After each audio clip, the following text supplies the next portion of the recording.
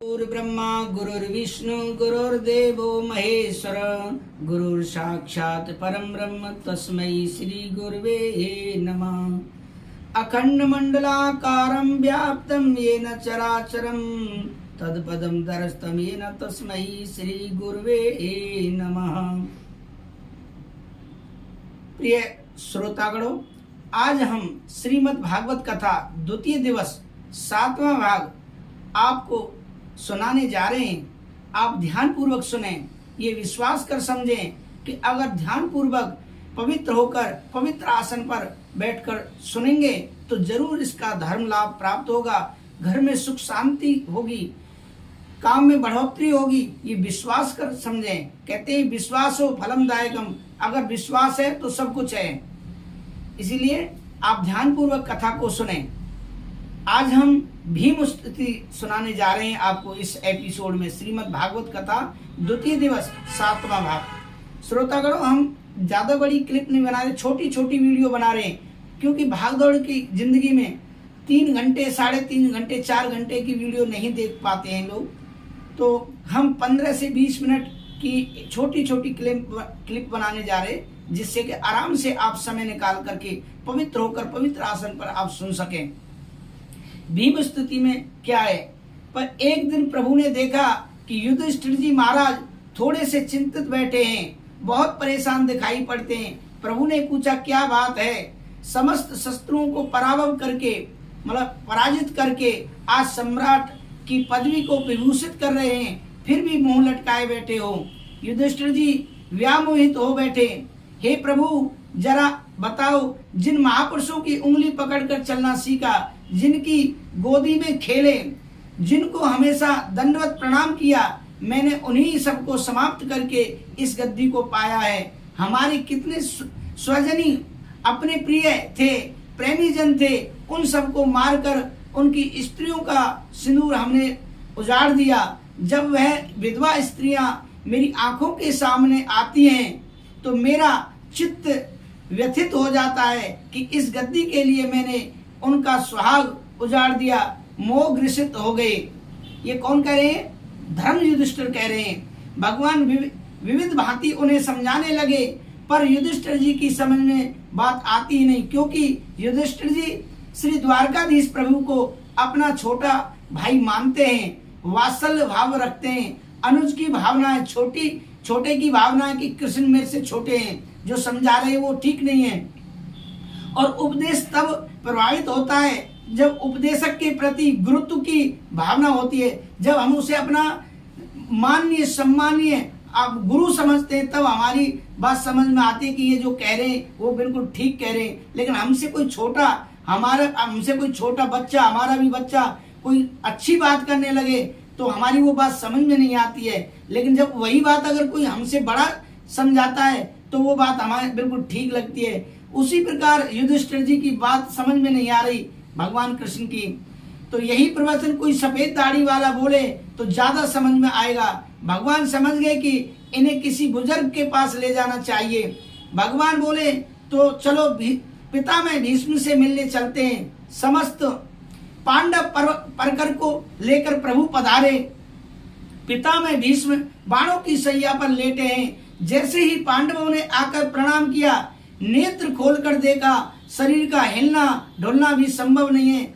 असह्य पीड़ा हो रही है। सामने अर्जुन दिखाई पड़ गए। अरे अर्जुन, तुम्हारा सारथी नहीं आया? कौन कह रहे? भीष्म पितामह कृष्ण के लिए बोल रहे हैं कि तुम्हारा सारथी नहीं आया। प्रभु तुरंत सम्मुख आ गए। दादाजी, मुझे याद किया आपने? भीष्म बोले अच्छा।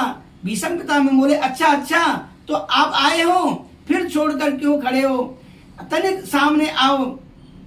भगवान तुरंत सामने आ गए। कहिए दादाजी, कैसे याद किया? पितामह भीष्म बोले, अर्जुन पहचान तो इन्हें। ये अर्जुन बोले, इन्हें कौन नहीं जानता दादाजी? भीष्म पितामह ने कहा, कौन है ये, तो बताइए। अर्जुन बोले, हमारे मामा वसुदेव जी के पुत्र वासुदेव श्री कृष्ण हैं। पितामह भीष्म हंसने लगे। वाह अर्जुन, कभी तो तुम मामा का लड़का बताते हो और कभी अपना सचिव बनाकर परामर्श लेते हो, तो कभी दूत बनाकर संदेश वाहक बना देते हो, और कभी गुरुजी बनाकर गीता का ज्ञान ले लेते हो, कभी सारथी बनाकर घोड़ों की लगाम थाम लेते हो। कितने नाते हैं तुम्हारे, धन्य है प्रभु आपकी प्रेमी। जो बनाते हैं आप वही बन जाते हैं, जो चाहे वही बन जाते हैं भगवान। भगवान सेवक बनने को भी तैयार है, कोई सेवक बनाने वाला तो मिले। तो पितामह भीष्म स्मरण कर रहे हैं, अर्जुन तुमने इन्हें क्या क्या नहीं बनाया।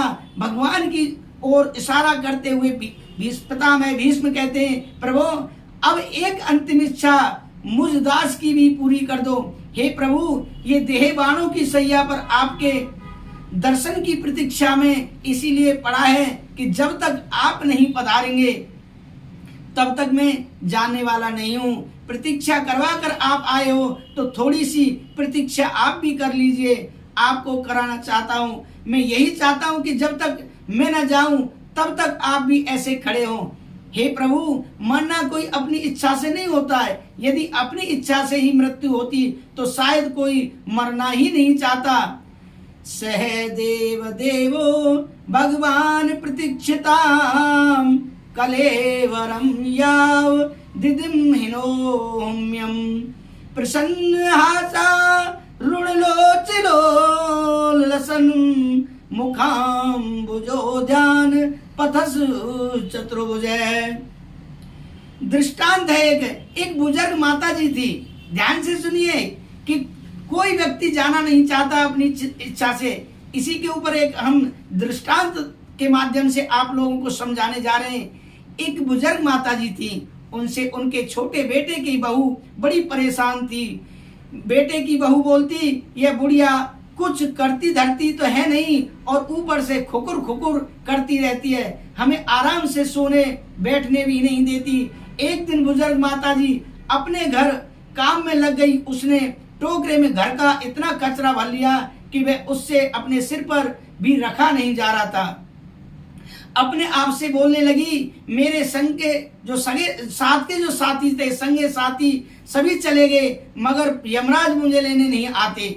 इतना ही बोलते यमराज जी वही रास्ता से निकल रहे थे। वह बुढ़िया माता जी से बोले आपने मुझे याद किया। बुढ़िया माता बोली, आप कौन है? यमराज जी ने कहा कि मैं यमराज हूँ और आपने मुझे याद किया तो मैं आ गया।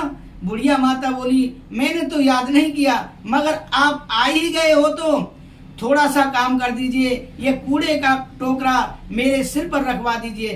कहने का मतलब यह है कि दर्शकों कि अपनी इच्छा से कोई जाना ही नहीं चाहता, परंतु भीष्म पितामह को स्वेच्छा मृत्यु का वर प्राप्त है, वरदान प्राप्त है। वे जब तक न जाना चाहें तब तक नहीं जाएं, उन्हें मौत भी नहीं मार सकती। इसलिए कहते हैं जब तक मैं इस कलेवर को त्याग कर न जाऊं तब तक प्रतीक्षा कीजिए और ऐसे ही खड़े रहिए। भगवान ने मन में सोचा, अच्छी ड्यूटी लगाई हमारी, अब भगवान जाने किस सम्मत में ये जाने का विचार बना में और कब तक खड़ा रहना पड़े। जहां मुंह लटकाया कि पितामह भीष्म कहने लगे, कहा महाराज सुनिए, ये लटका हुआ चेहरा मुझे नहीं देखना है, आप थोड़ी खड़ा करना है, आपको थोड़ी देर खड़ा रहना है। जब तक खड़े हैं तब तक मुस्कुराते रहिए महाराज, आपकी मुस्कान में अद्भुत चमत्कार है। लखी जिन लाल की मुस्कान तिनहि बिसरी, वेद विद सब योग संयम ज्ञान, नेम व्रत आचार पूजा पाठ गीता ज्ञान, रसिक भगवत द्रगुदयी अस रच के मुख म्यान। भगवान की मुस्कान जिसने एक बार देख ली, मानव के जीवन में जो शोक सागर है वह सूख जाता है। भगवान की मुस्कान को देखते ही खारा पानी जो भरा है वह खाली हो जाता है और प्रभु की मुस्कान का दर्शन करते ही उस पात्र में दिव्य प्रेमामृत भर जाता है। भगवान की मुस्कान पर मुग्ध हो गए श्री पितामह भीष्म धर्मराज की ओर इशारा किया प्रभु ने, आप पूछ लीजिए भाई, जो कुछ आपके मन में संकल्प हो, विकल्प हो, कोई प्रश्न हो तो पूछिए। युधिष्ठिर जी महाराज प्रश्न करने लगे, पितामह भीष्म उत्तर देने लगे। बड़ा अद्भुत उपदेश दिया। इसे महाभारत में भीष्म गीता भी बोलते हैं। जैसे महाभारत में भगवत गीता है ऐसे ही ये भीष्म गीता है। दान धर्मान राज धर्मान मोक्ष धर्मान विभाग से, स्त्री धर्मान भगवत धर्मान समासव्यासयोगत।